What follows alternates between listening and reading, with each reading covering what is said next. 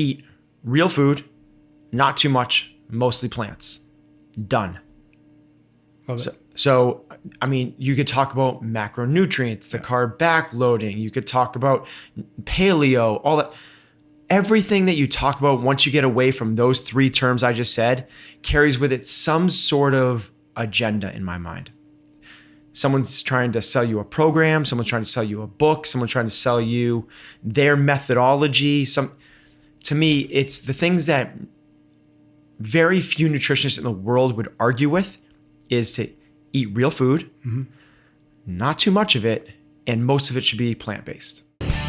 What confidence is has nothing to do with winning or the leaderboard.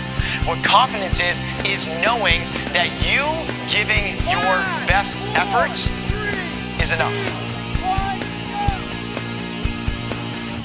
All right, Ben, today we're going to talk about something that a lot of people like to fight about on the internet, which is nutrition.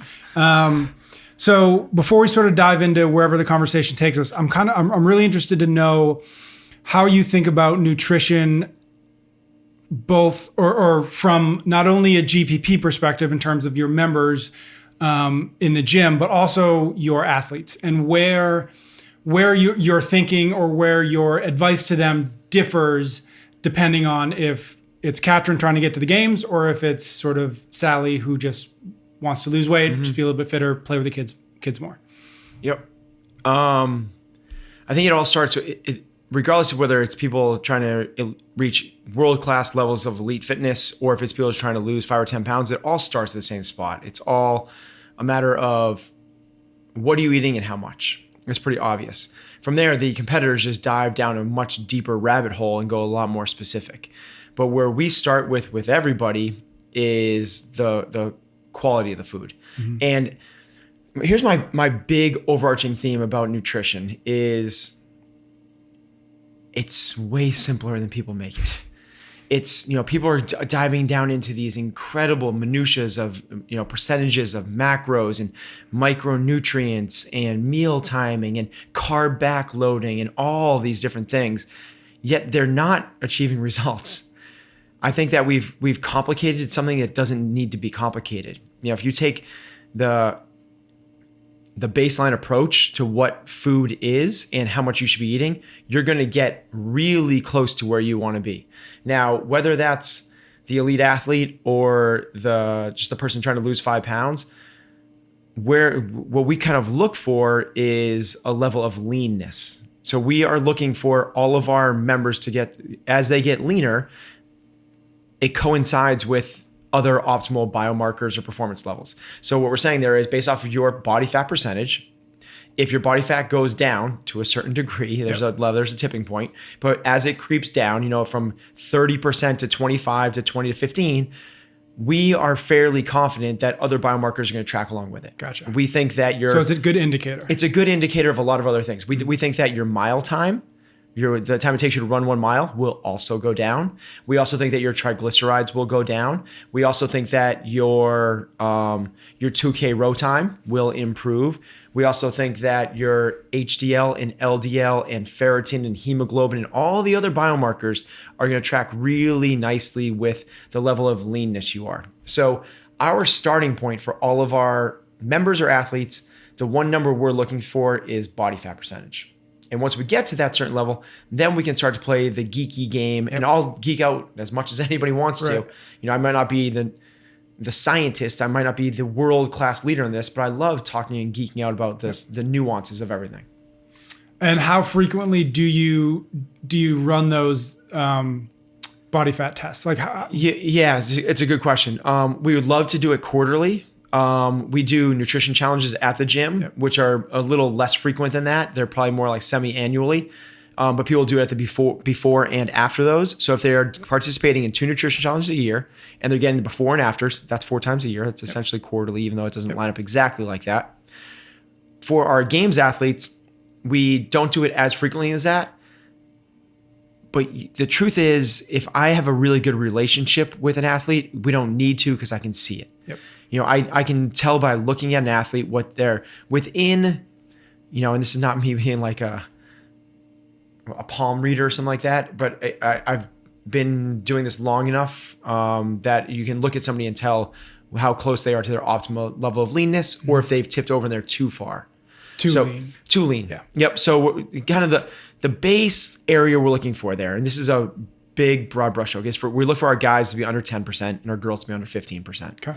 And we think that that's good for our regular members as well as our elite athletes. If guys get below 4 or 5%, then we might need to really switch things. So their range is somewhere in that 5 or 6 to 10%. 10% would be a little bit on the heavy side for a games level athlete. Yep. Regional, we might be okay. Open for sure. Yep. For our females, if the females are getting down below 8 or 9, we need to probably talk about having an intervention to do something differently. If they're somewhere between that 10 and 15, we're in the sweet spot. Now everyone's going to have an optimal level within that sweet spot, but we need to get people down below 15 and 10 for females and males respectively. Yep.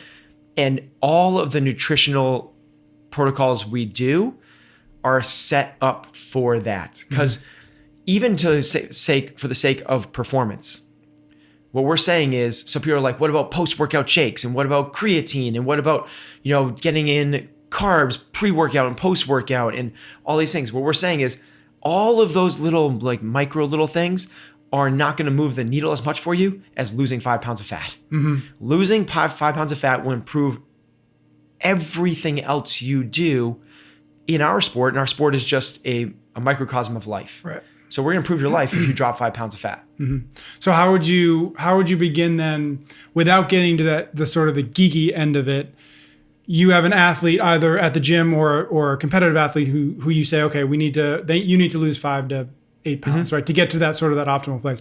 Where do you then begin so that you do avoid the conversations that you can easily get in the rabbit hole, assuming that individual doesn't want to go in the rabbit hole? Like, how simple can you make it? Yep. And still be effective? Yeah. Super simple. Eat real food, not too much, mostly plants. Done. Love it. So, I mean, you could talk about macronutrients, the carb backloading. You could talk about paleo, all that. Everything that you talk about once you get away from those 3 terms I just said carries with it some sort of agenda in my mind.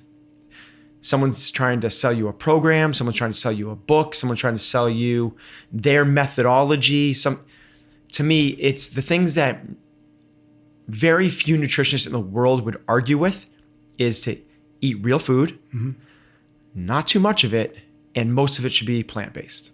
So we can break that down real easily. So eat real food. That means that it either grew out of the ground or it had eyes. It's like it was alive. Yep. And if you left it on a shelf, it would die, it would perish and mold really quickly. Yep. It's real food. Everything else that comes in a box or a bag or the middle aisles of the supermarket, this is a powerful term. And a lot of the stuff I got from Michael Pollan. Michael Pollan, In Defense of Food and Omnivore's Dilemma, Food Rules, that type of stuff. I just like his methodology because to me it's the least biased. Yep. He's like, hey, there's civilizations out there that eat mostly rice and they're doing really well. There's civilizations out there that eat mostly fat and fish and they're doing really well, or whale blubber and they're doing really well. The commonalities are those 3 things. So if it's not a living thing, and don't confuse this with paleo, because then paleo people are like, well, what about corn? What about green beans? Those might not be okay, right? Mm-hmm. They're legumes but they're like, but paleo brownies are okay. Right. It's like paleo brownies are brownies. They're brownies. If you have to put the word paleo in front of it, that's always been the rule. It's not paleo. Right. No one's like, can you pass me a paleo apple? One of those paleo cucumbers? Yeah, I got a paleo salmon today. Okay, so yep. And they load it up with agave and maple syrup and coconut sugar, and they're skirting the system. If you're having organic grass-fed ice cream, you're eating ice cream. Mm-hmm. So the first one is eat real food. Anything that's other than that is an edible, man-made food-like substance, which was created by people in lab coats, in plants, with the purpose and the sole purpose of making money by making it really, really tasty. The way they do that is by putting bad stuff in it and extending the shelf life by taking nutrients out. That's the goal. Like, they have no they have a responsibility to their shareholders. That's the way that they're going to maximize the bottom line, is by those two things. So eat real food, not too much. We're going to figure out what the right amounts are for you. Now, I'm not a huge fan of macros because people can brutalize macros by flexible dieting and taking away rule number one. Right. So they're like, I have so many carbs left, pretzel time. Right. It's not pretzel time. It's eat real food. And what they also do is they don't balance things out well. They'll have a whole bunch of protein early. Actually, what most people do, this is what most people do when they do macros, is they don't eat it all in the morning, and then they're left with a whole bunch at night, and then they go off the rails and try to get it in, or they can't get it all in. Now, do you want to maybe, not to go too far into it, but what is macros? Yeah, the macro thing is it's relatively new. Yeah, and maybe I don't want to say macros is not right for everybody because some people thrive on it. Yeah. My elite athletes do macros. Right. And they work with an incredible coach, Adi Kaju, and through the Working Against Gravity program, and it's dialed in. Yep. If it's dialed in and it works, it works. Yep. That's not for the majority of people. For the majority of people, it ends up being this really complicated math problem where you're trying to get in a certain number of carbohydrates, you're trying to get a certain number of protein, a certain number of fats within the day to add up to a certain number of calories. And people are trying to play this math game like, okay, this serving has this many carbs and this much fat. That's going to take away from this. That means I'm left with this. That means my next meal, I have to look up the label and see what's left in here. And that's going to fit into the program. It becomes this equation, which is so not the way we're supposed to eat. Right. In my mind, what we're going to do is we're just going to eat a balanced plate every single time we eat. And that is, let's have about, a palm-sized serving of protein, a palm-sized serving of starch or fruit, and the rest is vegetables. Thumb-sized serving of fat. You're done. So what we're looking at there is like 4 to 6 ounces of salmon, fish, chicken, beef, whatever. It's really nice. Like that's usually about the serving size. From there, you're going to have a apple or a serving of sweet potatoes or some small serving of rice, about the size of your palm. Yep. The rest of your plate, and not the rest of, as much as you can, the rest becomes vegetables. Now, the other thing with not too much is there's 2 big things. You're going to eat that 3 or 4 times a day. We're going to talk about post-workout stuff later because that's geeking out. That's not for everybody in the beginning. 3 or 4 times a day, depending on how big you are. If you're a male with a large or an extra large shirt, that should be 4. If you're a female with a small or medium shirt, you should be 3. And somewhere in between for everybody else. And then from there, what we're going to do is eat only those meals. And here's the big things. No going back for seconds and no snacking between meals. That's the secret to not too much. It can't get easier than that, right? And then the mostly plants, we already talked about. So eat real food, not too much, mostly plants. Plants are the most nutrient dense foods there are, meaning there's the most zinc and magnesium and vitamin A, B, C. You're gonna get the most good stuff in the least calorie dense and low sugar form through vegetables. It's what we should be eating the majority of. And it's hard to overeat on vegetables, particularly if they're in their raw state. So if they're raw, it's unlimited. Don't discriminate and go for it. Once they're cooked, it should not exceed the size of your plate. That's it. Yeah. We can't boil it down more than that. Eat real food, not too much, mostly plants. It's been interesting to sort of having, like you've been in the CrossFit community for 10 years now, maybe more, to have seen it go from the first couple of years, everything was zone, right? If you were serious about your diet, you were on the zone diet. And then paleo came in and it was like, that sort of took over. And then if you're super serious, it was paleo zone. And now it seems like this macro idea is like the new zone or the new paleo zone, whatever it is.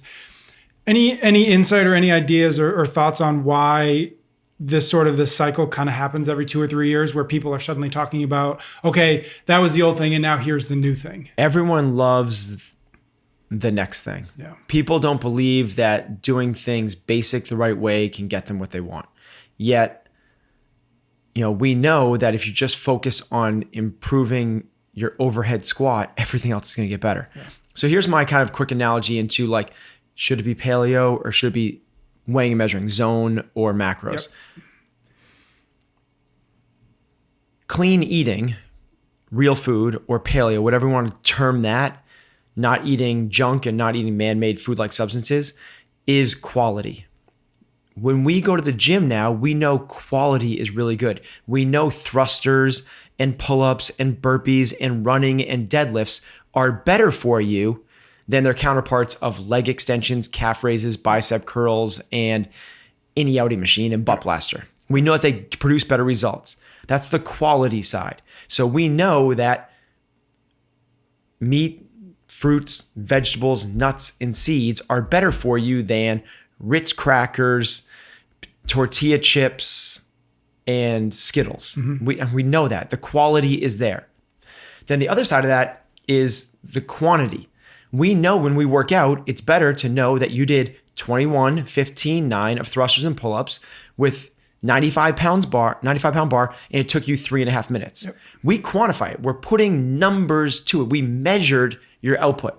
Now, we don't go through the whole calculations to figure out the power output, but you don't have to. Because every time you go and work out and do Fran, it's 95 pounds, it's chin over the bar with full extension, and it's 21, 15, 9.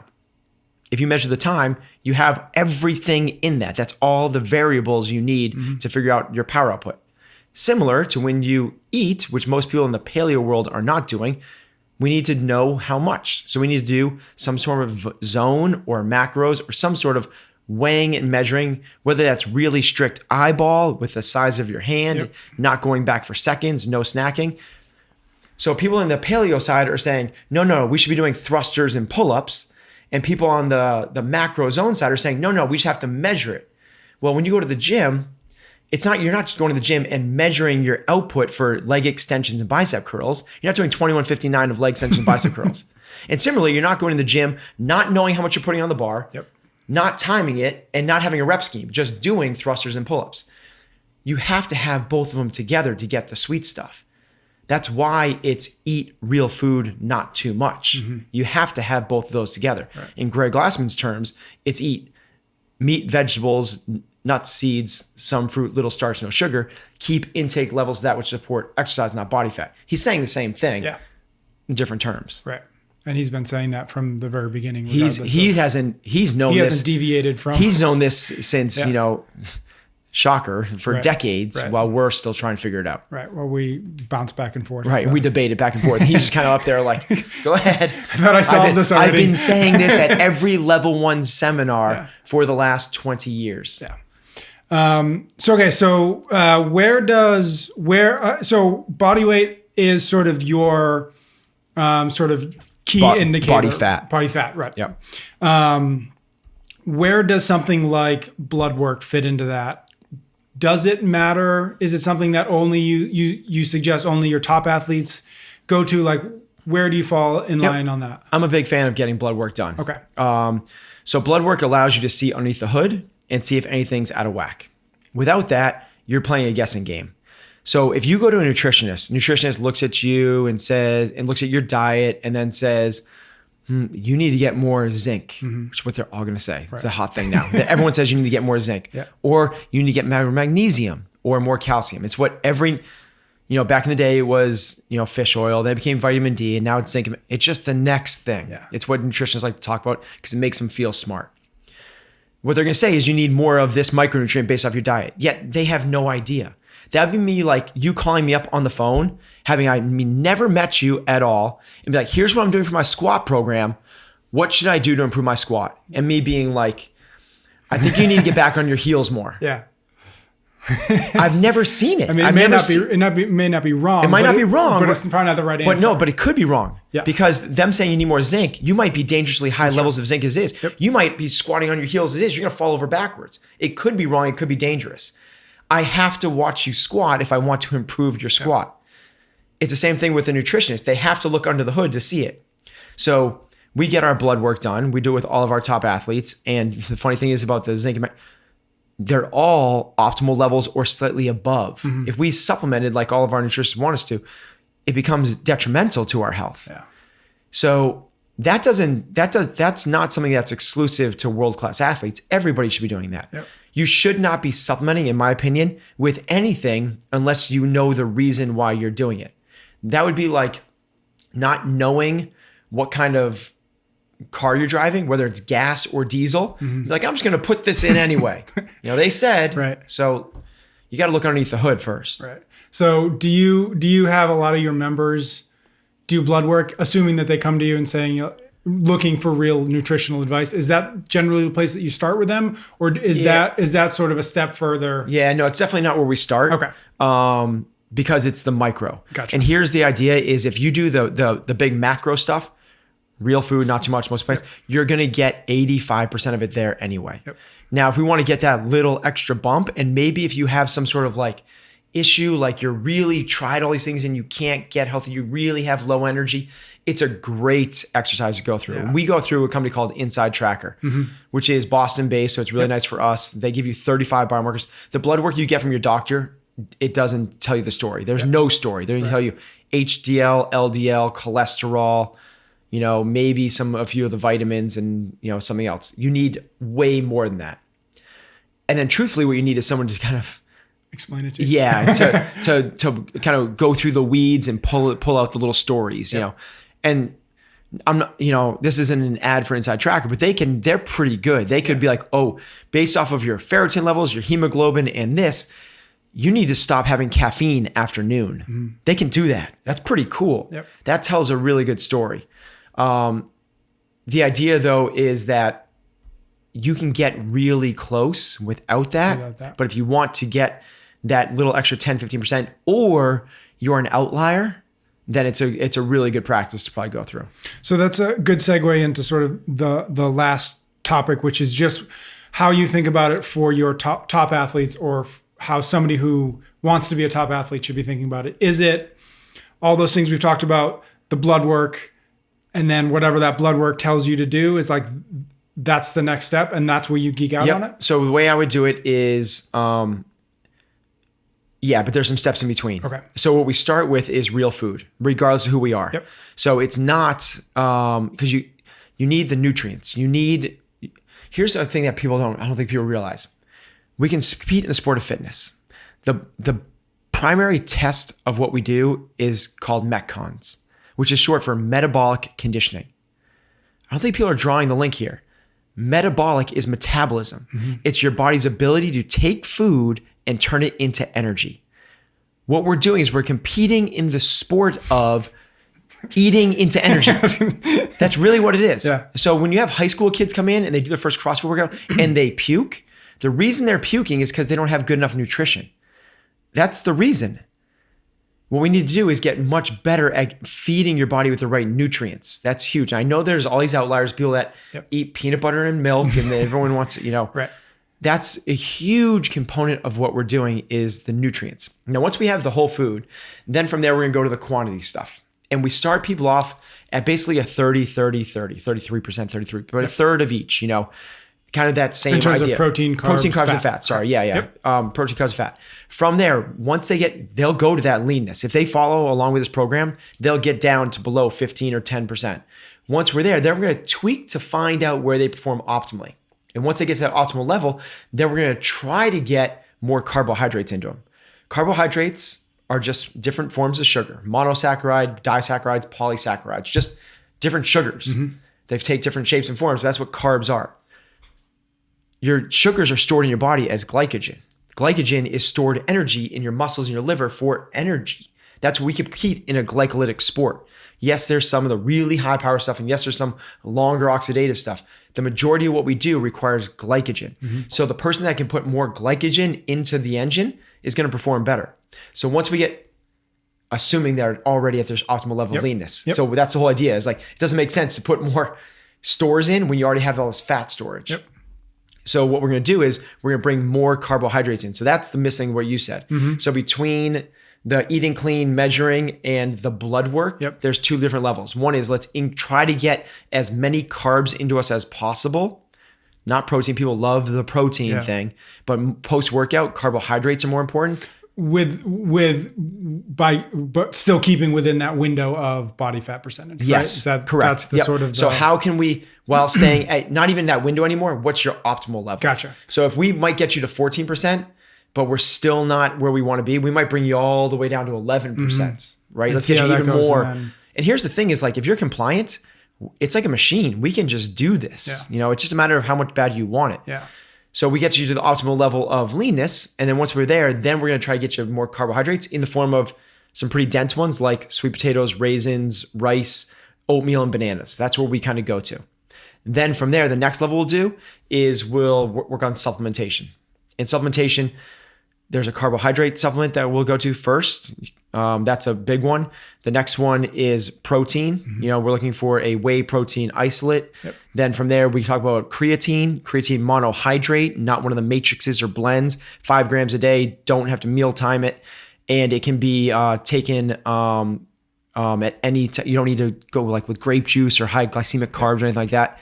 And then from there, we go into the micronutrients, and that's where the blood testing comes in. Gotcha. And so the blood work is really like the end of the line. Let's find that last 1%, which is exactly as as we've talked about and as you said a lot, like that 1% can be if we could get 1% out of your blood work, I mean, that would be like a home run. Yeah. People work really hard all year long to get 1% improvement in one of their categories. Yep. So if we could get 1% just by doing a blood test and doing like some vitamin D supplementation, oh my God, huge. Yeah. But it's not a panacea it won't fix everything. Like getting blood work, seeing where you're deficient, getting some supplements. If you're doing blood work and you're trying to get a little supplementation, you're trying to increase more vitamin D, but you're still doing, wine and tortilla chips for dinner. What's the point? It's not gonna move the needle for you. Cool. Awesome. Let's leave it at that. Cool. Thanks, Pat. Thank you.